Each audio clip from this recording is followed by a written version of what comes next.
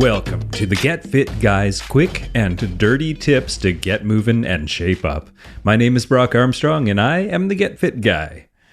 Now to kick things off, I want to tell you that Quick and Dirty Tips, the network that this podcast is on, along with a whole bunch of other really great podcasts, is celebrating 300 million downloads this week. And we want to hear from you guys, the listeners.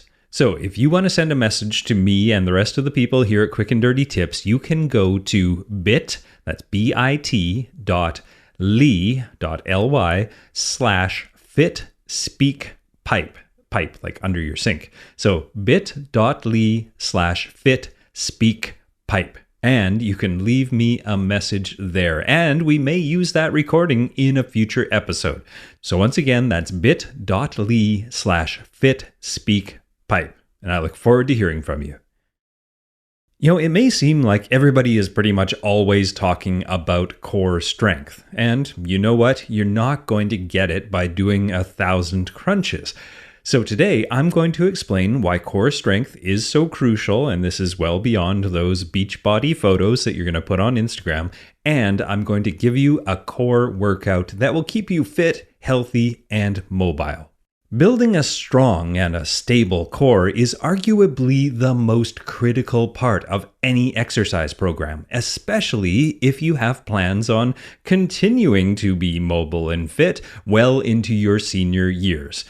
Now, at the same time, because the core is so complex and is responsible for so many mechanical functions in our torsos, it is also arguably the most poorly understood component of fitness. You know, I blame a lot of this misunderstanding on all those Instagram photos of people pointing to their rock-hard six-packs, along with hashtags like core goals, or hardcore, or shredded core. In all honesty, most of those photos should probably be tagged with hashtag lower back pain goals, but that's for another day. Okay, you may be thinking right now, isn't core really just a fancy way of saying abs? Well, let me make this clear right from the beginning. Core strength is not all about your abs, and it has very little to do with crunches, or indeed your belly region in general. The four muscles that you're seeing in those Instagram photos are the rectus abdominis, which is one big sheet of muscle tissue that runs from your breastbone down to your pelvis. Then the external obliques, which run from your ribs to your hips in a forward direction. Then the internal obliques, which run from your ribs to your hips, but in a backward direction. And then the transversus abdominis, which is located deep in your abs underneath the obliques. But, as you're probably guessing by now, the core goes far beyond these four abdominal muscles. The core actually includes muscles in your lower back, muscle bands that flank your spine, your pelvic floor, your diaphragm, and all around your hips. In total, there are more than 15 muscles that make up your core, and all of them are as important as your abs, if not more so. Now you're probably wondering, what has my core done for me lately? Well, when you put these 15 plus core muscles together, they form the core of your body and, in fact, the core of nearly all of your movement patterns. If you bend down and pick a box up off the floor and then lift it over your head, each of those core muscles becomes involved, which, by the way, is why a multi-joint movement is a far more effective core training exercise than, well, simply sitting on a machine and pressing a weight overhead or doing endless amounts of crunches.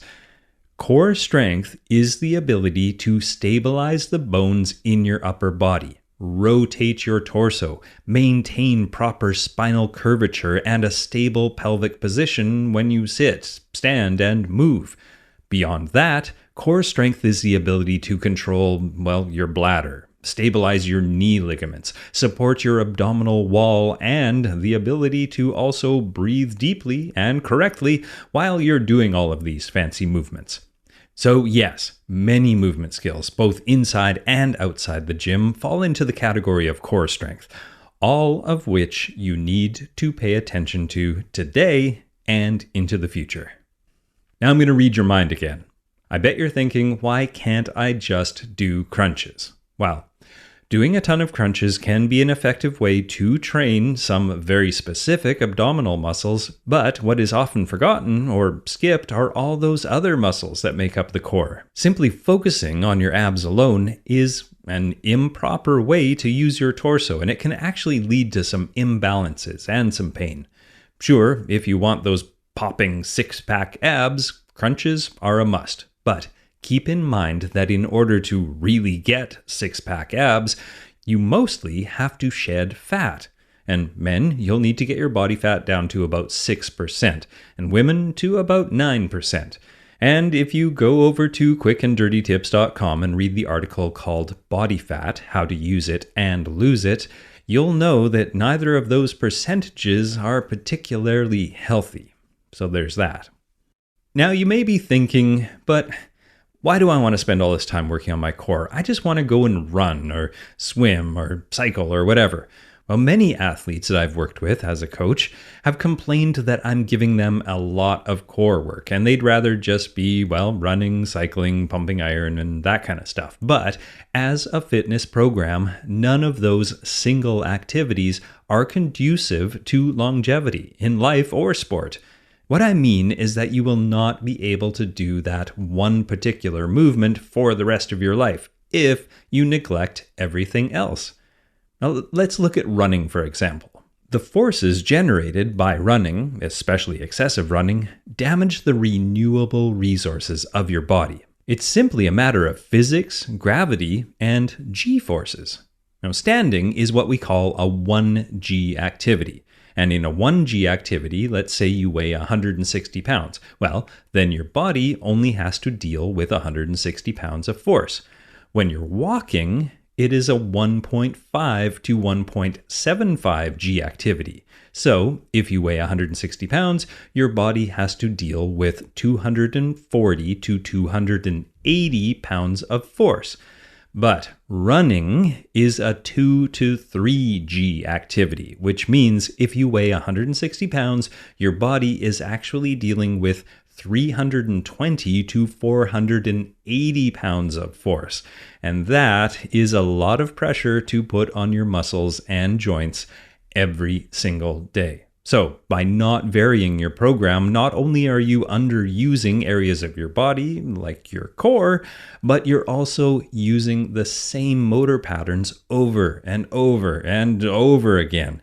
And this type of repetition is a surefire way to create some overuse injuries in those poor, overworked muscles that you do use regularly. And at the same time that you're overusing certain muscles, you are creating weaknesses in the underused muscles, again, such as your core. Now, all right, there are a million, maybe even a billion ways to work on core strength, and I encourage you to mix it up as often as you desire. But if you're stuck and you need a little bit of help thinking outside of the sit-up box, well, here is a Get Fit Guy core workout that you can start with.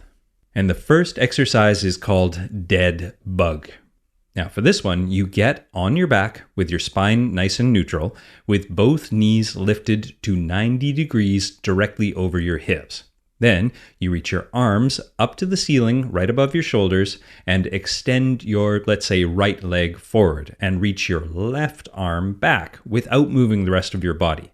Then return those limbs to the starting position. Then extend your left leg forward and reach your right arm back and return that to the starting position. Alternate this for 10 to 15 reps on each side, or as many as you can do with good form. Now, if this is too hard, try separating the arm and the leg motion instead of moving at the same time. Now, the next exercise is called Marching Bridge. So this one, again, you start on your back with your hips pressed up to the ceiling, with your body weight resting on your shoulders. Your feet are in parallel position and your arms are by your side.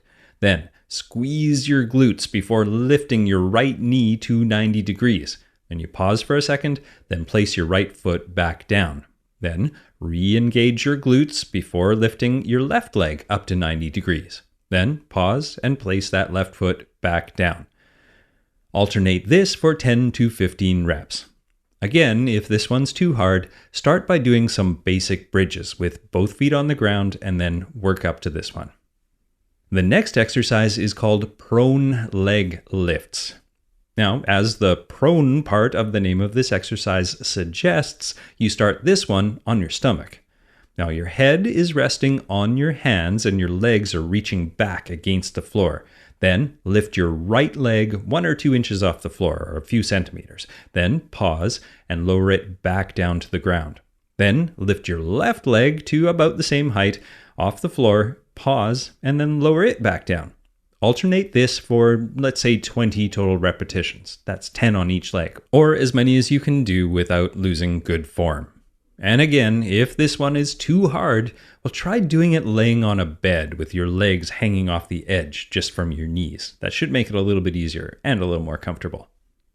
And the next exercise is clamshells. So you start this one on the floor, but you're laying on your side this time. Rest your head on your bottom arm with your knees bent and stacked one on top of each other.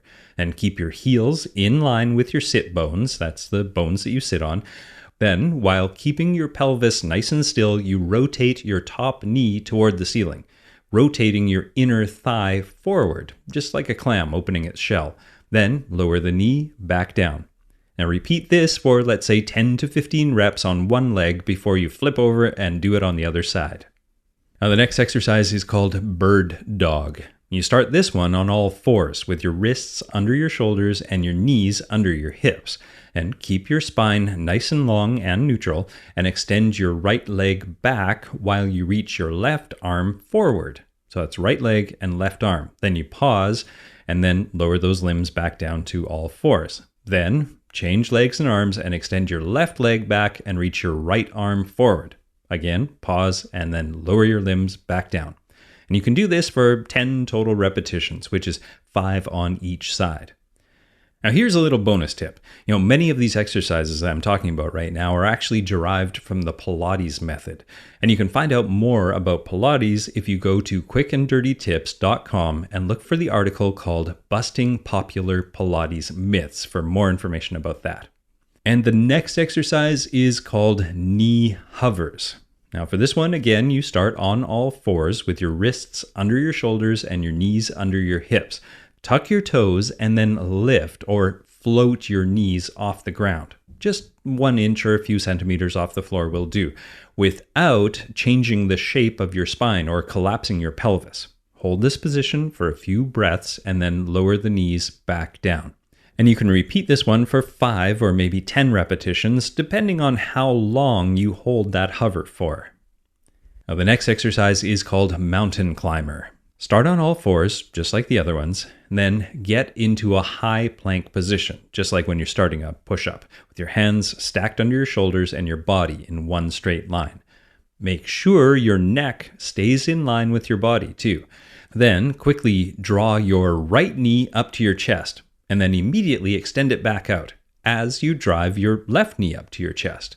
Now, to raise your heart rate, run your knees in and out as quickly as you can. And you can do 5 to 10 repetitions starting with your right leg, and then do 5 to 10 repetitions starting with your left leg. You can also find some other variations and some tips if you go to quickanddirtytips.com and look for my episode all about planking. And I will link to all of these things in the show notes for this episode. Just look for episode 426.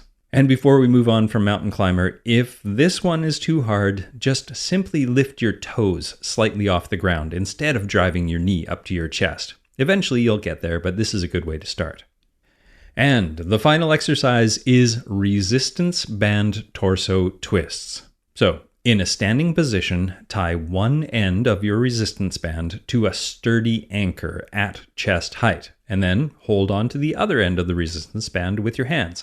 Stand with your feet shoulder width apart and reach across your body to grasp the band with both hands, with your arms nice and long. Then rotate your torso and guide the band horizontally across your body. Slowly and in control, rotate back to that starting position. Do 10 or 15 reps of this one before turning around and doing it on the other side. Round out your fitness program, even if it's just for a couple of days per week, by strengthening those muscles that are not being used in your preferred workout program. Focusing on gaining flexibility and mobility through other exercises will maintain your normal range of motion of all your joints. And if you spend some time making sure that your core is solid, strong, and well-rounded, you will be much more likely to remain healthy, mobile, and well for many years to come. Get Fit Guy is written, narrated, and produced by me, Brock Armstrong, with some heavy lifting and editorial support from Beata Santora.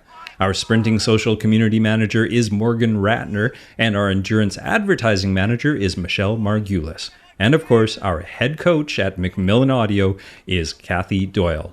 If you enjoyed this podcast, make sure you go over to bit.ly/fitspeakpipe and leave me a voicemail, and I may use it in a future podcast. And also find me over at Twitter and Facebook. I'm Get Fit Guy, and of course at brockarmstrong.com. Now, what are you waiting for? Get out there and strengthen that core.